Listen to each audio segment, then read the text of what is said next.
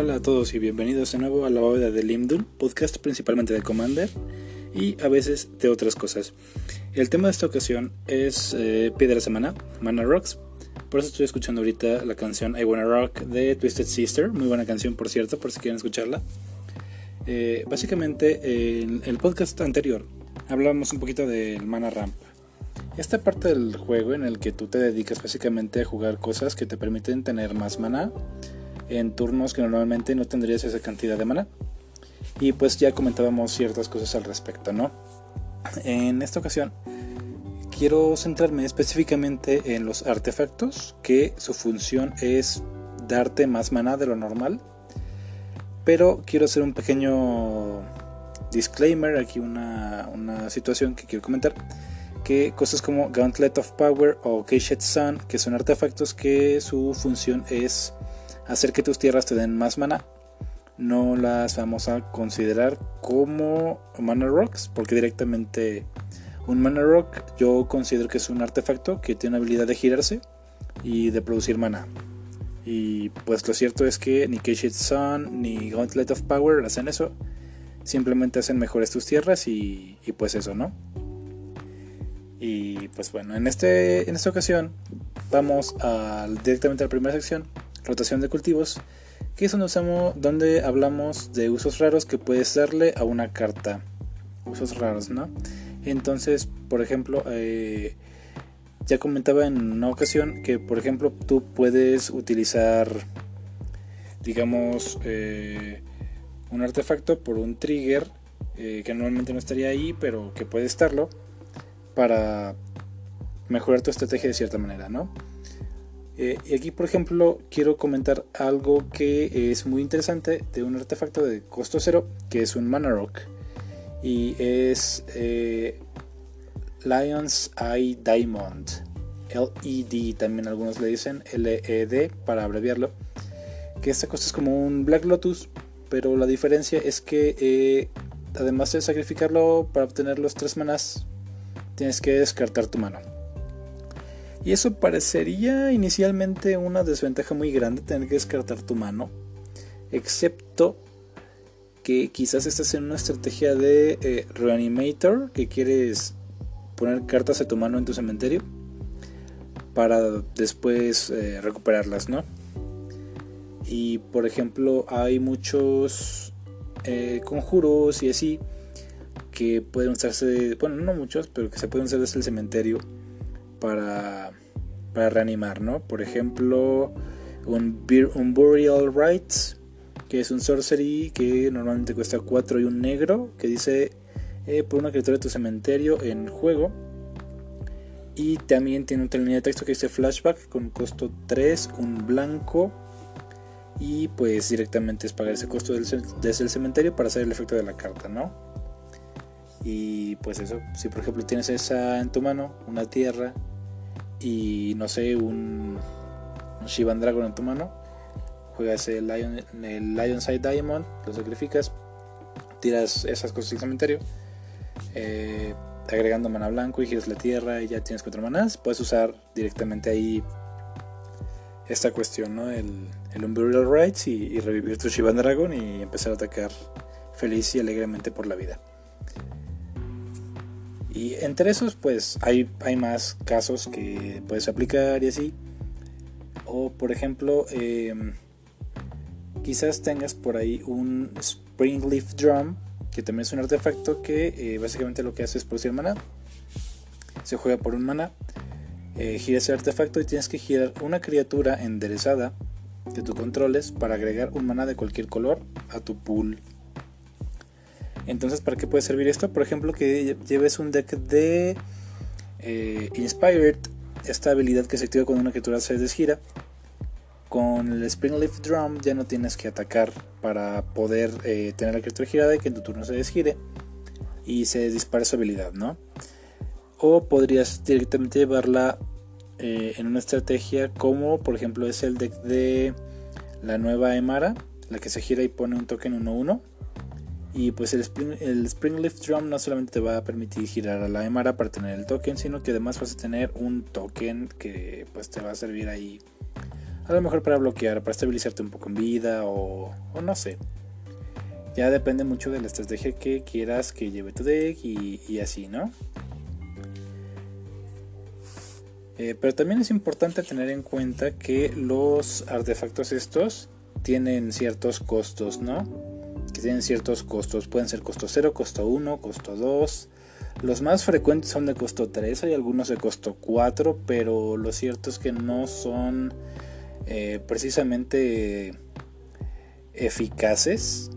No digo que no lo sean, pero vaya, es que hay pocos ejemplos de artefactos en esta ranura de 4 manás que realmente se jueguen, porque pues el turno 4 es muy importante, ¿no? Y pues hay muchas veces que prefieres empezar a jugar threats, amenazas en costo 4 y no más piedras de maná.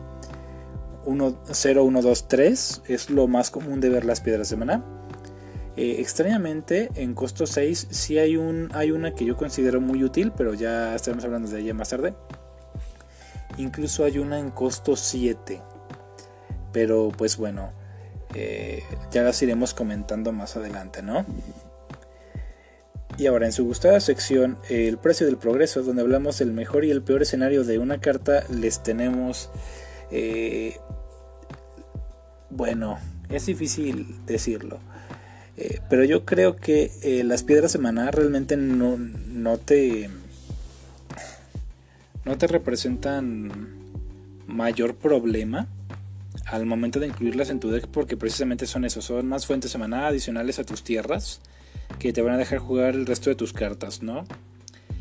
Y eso sí, es importante que selecciones las cartas más apropiadas para tu deck. Si por ejemplo eres un deck que quiere ser rápido y agresivo, lo más normal es que no tengas pensado incluir muchas de estas, sobre todo si estás pensando en un deck competitivo, así para 1v1 o mesa multijugador competitivo. Quizás no te vaya a interesar tanto e incluyas unas cuantas de costo 1 o 2 y ya. Pero ahí está un poquito perdón, pero ahí estaría un poco limitado el tipo de artefactos que podrías jugar, ¿no? Por ejemplo, los Moxen, todos los Mox, ¿no? Estos que cuestan 0, pues igual y podrías considerarlos. Pero pues vaya, o sea, realmente un deck agro competitivo lo que quiere es estar atacando muy frecuentemente y no estar jugando artefactos que den mana. Lo que quieres es una criatura eficiente que pueda atacar, ¿no? Y es digamos que la desventaja más directa de una piedra de mana. En sí misma no te va a ayudar a ganar el juego. Lo que sí puede hacer es darte digamos, la explosividad o la velocidad necesaria para jugar la carta correcta en el momento correcto. Y pues eso, ¿no? Es el detalle. La verdad, una piedra de maná no tiene un techo tan alto y su piso es muy directo. O sea, ¿qué es lo peor que puede pasar si incluyes muchos artefactos que den maná en tu deck? Pues que robes uno en un momento que quizás no lo necesitabas, ¿no? Por ejemplo. Y pues eso, o sea, es que realmente no hay problema. Más bien tienes que considerarlos como una extensión de tus tierras y procurar tener entre un 40 y 50% de fuentes de maná en tu deck. Pues va a variar, depende de tu deck. Si traes mucho card draw, pues igual y le reduces ahí un poco el porcentaje, o no sé, va a depender mucho de qué quieres hacer en tu deck. Luego la otra cuestión es que hay varios de estos que tienen habilidades interesantes, que sí podrían llevarte a quizás tener más ventaja o inclusive si llegar a ganar juegos. Ya mencionábamos en el otro podcast el uso de, por ejemplo, los monumentos de Dragons of Tarkir, el Atarka Monument, el Kolagan Monument y así, que les pagas una cantidad de maná y se convierten en dragones voladores y que pueden pegar, ¿no? Eso sí, podrían en dado momento ayudarte a ganar el juego. Y hay otros artefactos como las Key Runes que también mencionábamos, que también se pueden convertir en criaturas. Cosas como el Chronatok Totem, que también puede ser muy útil. Y bueno, pues eso, ¿no? Inclusive las Clue Stones, que pueden sacrificarse para robar una carta, podrían incluso ser de utilidad, ¿no? Podrían llevarte a un punto de que te hacen robar la carta del win, por ejemplo, o que directamente te sacan de un apuro. Luego, también tenemos cosillas así que han tenido efectos raros. Por ejemplo, el Honorworn Shaku, que es una cosa de Kamigawa, creo que es de Champions, que se juega por 3 y se gira por un maná incoloro, ¿no? Pero puedes girar un permanente legendario para desgirar el Shaku y tener más maná. Entonces, por ejemplo, si tu deck trae una enorme cantidad de cosas legendarias, esta cosa te puede producir cantidades muy grandes de maná. Y que igual y pues bueno, es una estrategia interesante para tenerla en cuenta, ¿no? Pero insisto, o sea, sería muy situacional que las piedras de maná sirvan para algo más que para dar maná. Insisto también, es muy importante que consideres los costos, sobre todo por el deck que lleves. Si por ejemplo tienes, no voy a mencionar mucho los costos ceros porque son un poquito caros, la verdad. Los Moxen pues no son baratos y así, y realmente no hay mucho más aparte de los Moxen que valga la pena mencionar, salvo la Astral Cornucopia, el Everflowing Chalice y quizás el Paradise Mantle, pero estos no son Mana Rocks per se, son pseudo Mana Rocks y no están necesariamente en costo cero porque necesitan que pagues más mana para que sirvan de algo. Y pues eso. Entonces el punto es este: si vas a jugar alguna piedra de maná, tienes que tener en cuenta que, por ejemplo, si juegas una piedra de maná de turno 1, digamos Sol Ring, en tu turno 2 tienes disponibles 4 manas. Lo mejor para ti es que en turno 2 le puedes sacar jugo a esos 4 manas. Y pues de preferencia pues que sea consistente con tu deck. Ahora, eso no es muy común. Por ejemplo, el detalle es que, por ejemplo, en el primer slot, o sea, en los costos 1, realmente hay pocas cosas que te generen maná. Este el Archon's Astrolife, que es con maná nevado. Y más que una piedra de maná, es un fixer de maná, porque cambias un maná de un color por otro. Ahí lo haces nevado. Así que, pues eso.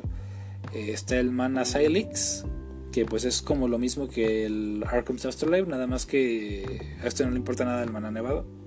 Tenemos Mana Vault, que es mucho poder que te dé 3 manás, ¿no? Y pues la desventaja es que se va a quedar girada si no le pagas maná, ¿no? Pero nada que una Voltaic Key no solucione.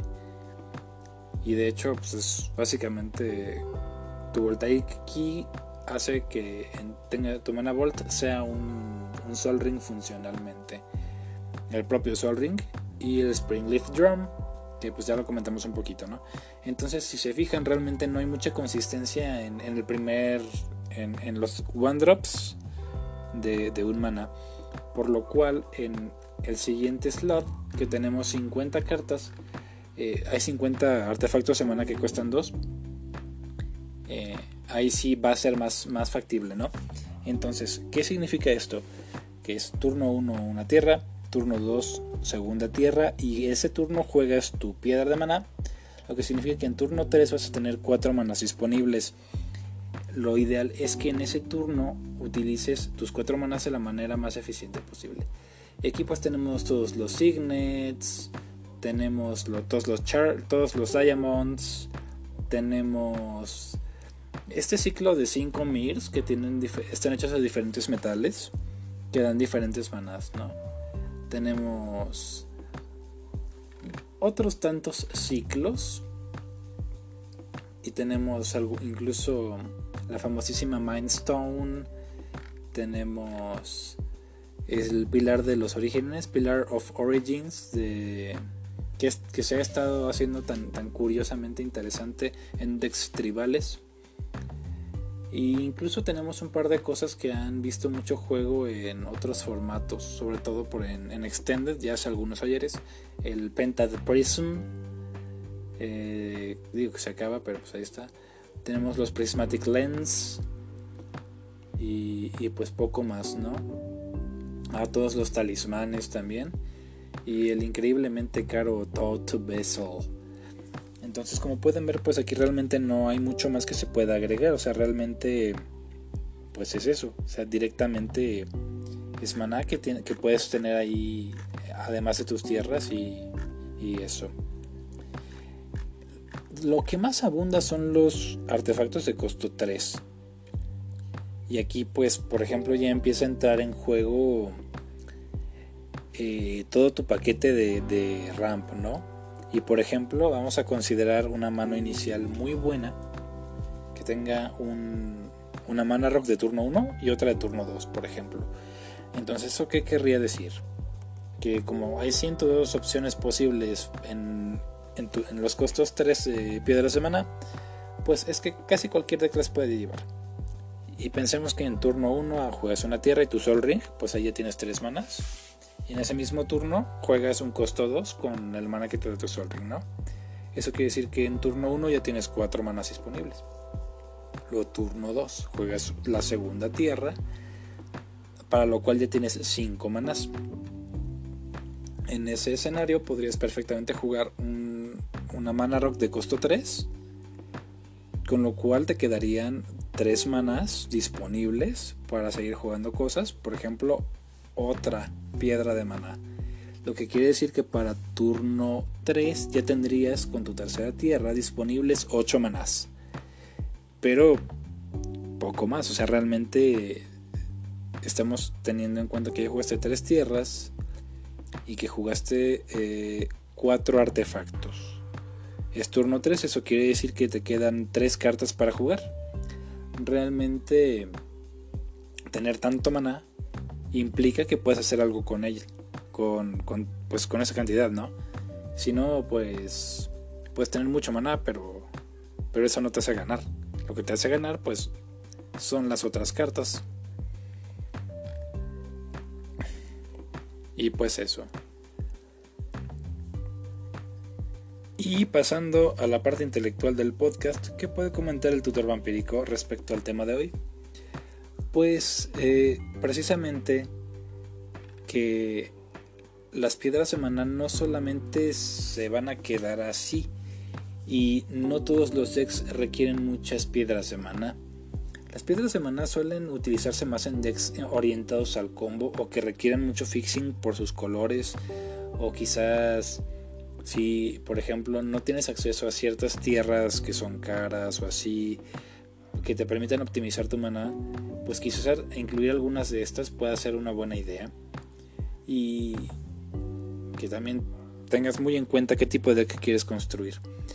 Los decks que quieren ver juego largo y así, sí suelen incluir mucho estas cosas, los midrange, los Battle Cruise, todo ese tipo de decks que van a juego largo o juego medio, llevan mucho estas cosas porque quieren turnos en los que pueden dedicar 20 o 30 manás a lanzar cosas, ya sea para activar habilidades, para robar cartas, para lanzar hechizos, etcétera.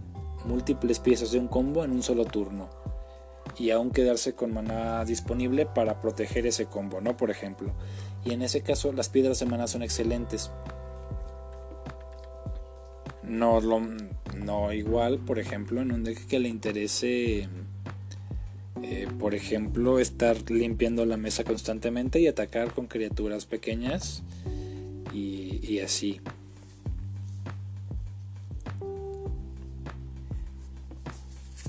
Y pues seguimos a la siguiente sección, que pues en este caso es cómo puedes responderle a las piedras de maná y en qué momento pues el oponente se sale del corral y invoca la ira de Dios. Pues bueno, la verdad es que realmente tú no te tienes que preocupar demasiado por las piedras de maná. Si tienes cómo contestarle a las amenazas, no es necesario que les tengas que los estés cuidando tanto pues. Ahora, si no tienes cómo responderle a la amenaza, a la carta que va a caer después de las piedras de maná, entonces sí es de vital importancia que veas la cantidad de maná que el oponente es capaz de generar. Y precisamente que tengas una idea más o menos de qué tipo de deck está jugando. Y esto es muy fácil de saber por los comandantes. Por ejemplo, vamos a suponer que tu oponente tiene una Narset, ¿no? Por ejemplo, como comandante. Eso quiere decir pues que va a ser un deck de Place Walkers y cosas así. Y que quiere tener a su comandante en juego la mayor parte del tiempo. En este caso, si tu oponente juega con un Narset y ves que está jugando muchas piedras de maná, sí es importante tenerlas vigiladas, sobre todo porque va a llegar un punto en el que lo más seguro es que juegue la carta Armagedón, que es una carta blanca que cuesta creo que doble blanco 3 o una cosa así, no recuerdo exactamente, pero lo que hace es que destruye todas las tierras. Y pues en ese caso se quedarían nada más los artefactos que generen maná, por ejemplo. Bueno, y las criaturas y todo eso, pero la verdad es que Narset no te va a dejar tener mucho juego. Es un deck muy controloso y considerablemente complicado de enfrentar si va en la variante Super Amigos. Pero bueno, la situación ahora es que si ves esa Narset en juego y ves muchas piedras de maná, sí tienes que preocuparte por responderles. Y hay muchas formas de hacerlo. Por ejemplo, en blanco precisamente tienes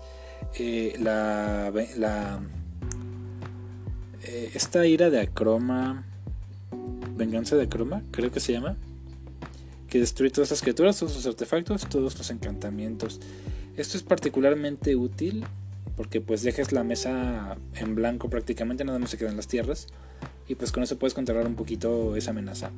Después en negro, la verdad es que negro no tiene muchas formas de poder atacar ese tipo de permanentes, pero sin duda se puede hacer. Y la opción es que por ejemplo juegues algo como Painful Quandary lo más pronto que puedas. Y así por ejemplo, ese es un encantamiento que cuesta doble negro 3 y siempre que un oponente juegue un spell, elige si pierde 5 vidas o si tira una carta de su mano. Y eso lo va a hacer pensarse dos veces si va a jugar la piedra de maná o si prefiere esperarse a tener la tierra adecuada en el turno adecuado para jugar sus cosas.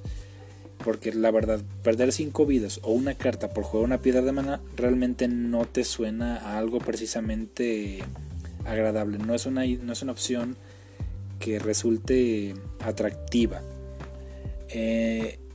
Por ejemplo, en azul tienes estos efectos de subir los permanentes a las manos de sus dueños, que hay muchos de ellos, pero por ejemplo ahorita voy a mencionar Devastation Tide, que es doble azul 3, que eso hace ese efecto, y tiene Miracle, milagro, que si es la primera carta que robas en tu turno, puedes pagar el costo del milagro, que en este caso es un azul y uno genérico, y se hace el efecto de la carta. En rojo ya habíamos mencionado Banda Blast en el capítulo anterior y de hecho pues es la mejor opción que tienes, pero tienes muchos efectos que destruyen artefactos. Y en verde tenemos la versión estrictamente mejor de naturalizar, que es Back to Nature, de volver a la naturaleza, que pues destruye uno y un artefacto o un encantamiento o exilia una carta de un cementerio, que pues también es altamente útil. Y pues bueno, hay más opciones, pero pues esas son medidas como que un poquito inmediatas para lidiar con este tipo de cosas. Ahora, si por ejemplo tú ves que el oponente está jugando un deck que quiere ser combo y así, Sí, vigílalas y destruirlas siempre que puedas, pero no te quedes sin defensas, porque lo más común es que un combo esté apoyado en un artefacto, en un encantamiento o así. Y si te gastas todo tu removal quitándole piedras de mana, pues la verdad es que después no vas a tener cómo quitarle el combo si lo llega a conseguir, por ejemplo.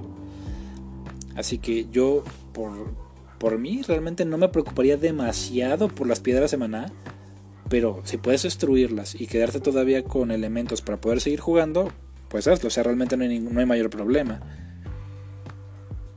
Y pues relativo a eso, también hay que tener en cuenta qué piedra de maná le vas a destruir. Por ejemplo, si le destruyes un Eye of Ramos, pues igual no es muy buena idea, porque Eye of Ramos es un artefacto que cuesta 3 semanas y se gira para agregar un maná azul a tu reserva. Y tiene otra línea de texto que dice que puedes sacrificarlo para agregar un maná azul. Es decir, que si lo vas a destruir, el oponente simplemente puede sacrificarlo y ya está. Lo mismo, por ejemplo, como... Bueno, también ese es un pequeño ciclo desde el corazón de Ramos y cosas así. Si le vas a destruir, por ejemplo, digamos, una Orsaka Relic, que es un artefacto que cuesta 3, tiene ascendo, o sea que si tienes 10 o más permanentes tienes la bendición de la ciudad, que es una condición estática. Se gira por un maná, o se puede girar y sacrificarse para ganar 3 vidas y robar una carta.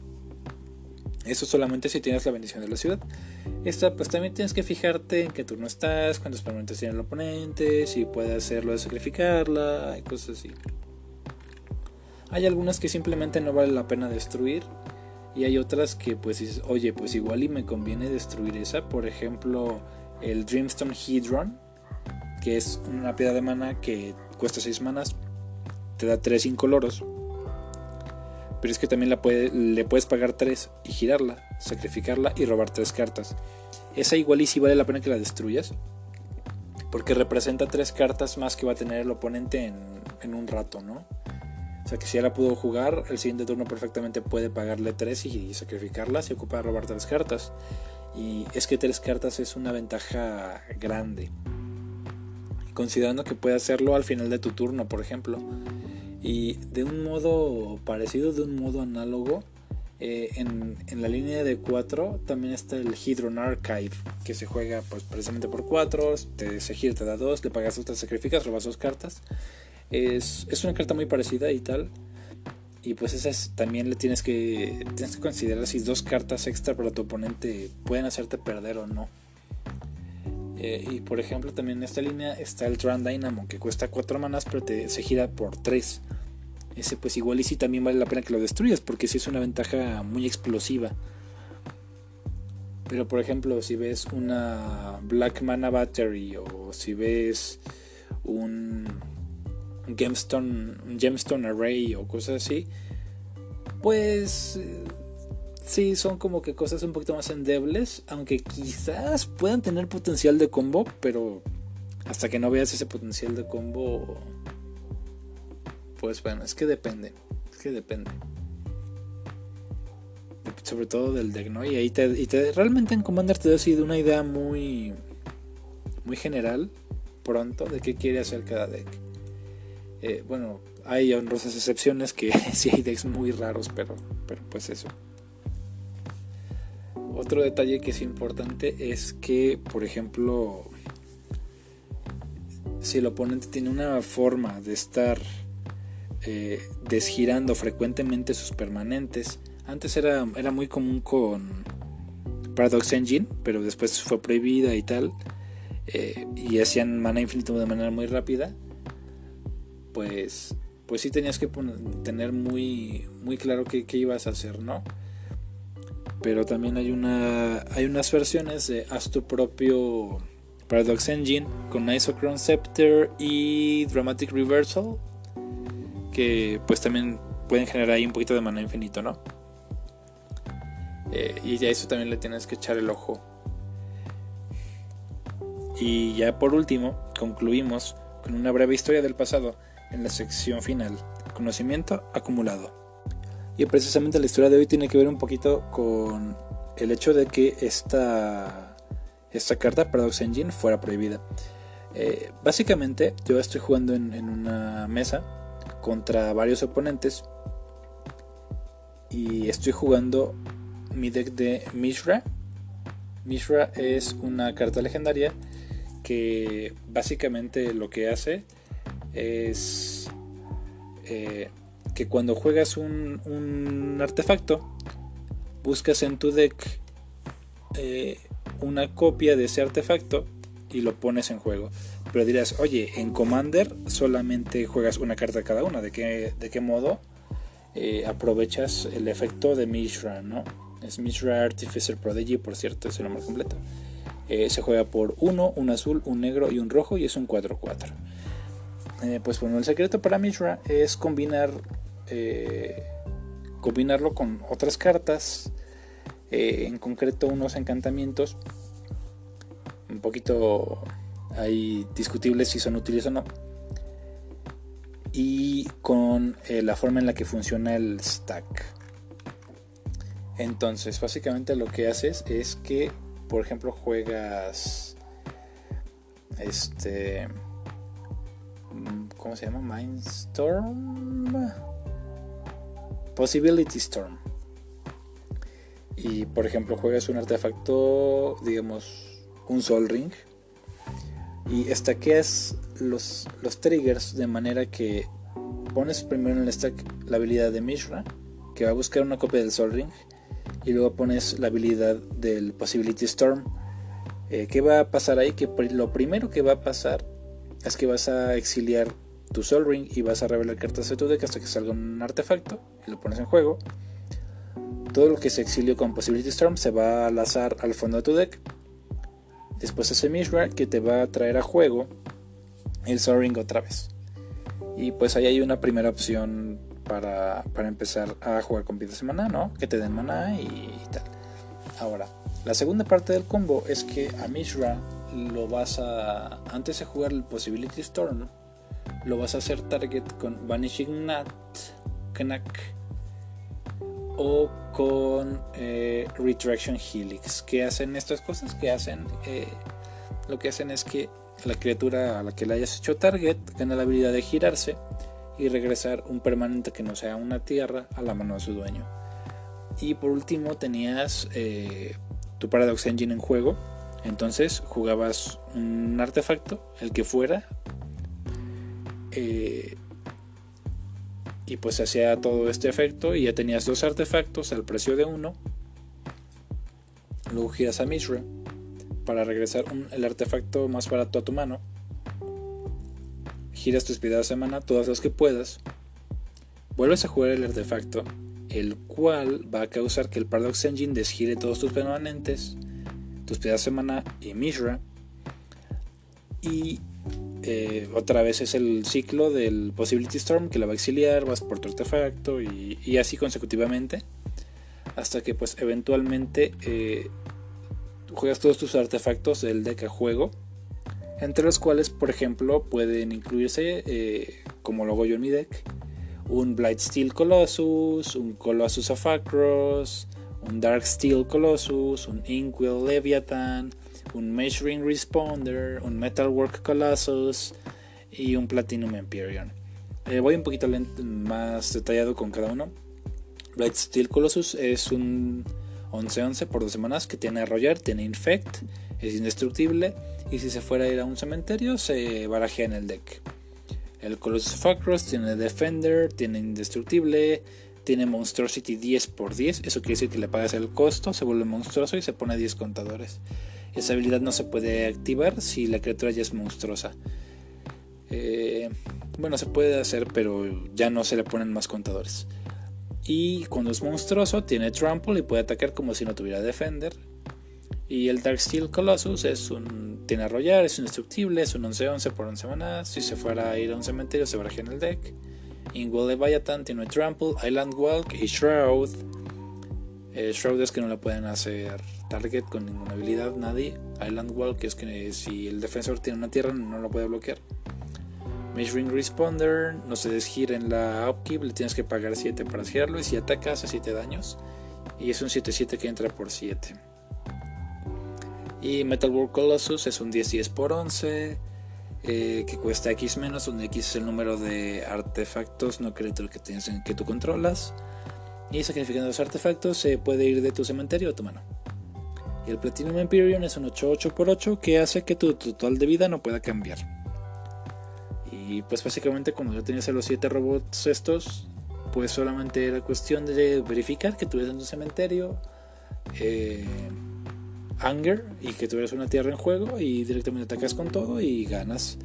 Cosa que en ese juego indudablemente ocurrió. Y pues lo cierto es que cuando ves un Blightsteel Colossus y otros 6 robotsotes enormes, realmente no hay mucho que puedes hacer cuando lo que tienes en tu mano no se va a resolver nunca, porque está en juego el Possibility Storm, y peor aún que tu oponente tiene todas sus cosas en juego, tiene un montón de cartas en la mano, puede sacrificar sus artefactos para robar más cartas, y eventualmente va a lanzar suficientes instants que tarde o temprano se van a convertir en un counter, y pues eso. Ya no hay mucha opción en ese caso. Coméntenme si en futuras ediciones quisieran que hiciera una deck tech más a detalle de mi deck de Mishra, que por cierto se llama Big Dumb Robots, grandes robots tontos, porque sí, la verdad son robots muy tontos. Y pues eso, gracias por acompañarnos en este podcast, gracias por haber estado con nosotros en lo de Limdul, y como siempre recuerden que donde los dragones una vez triunfaron, sus huesos ahora se descomponen. Y nos vemos en el siguiente podcast.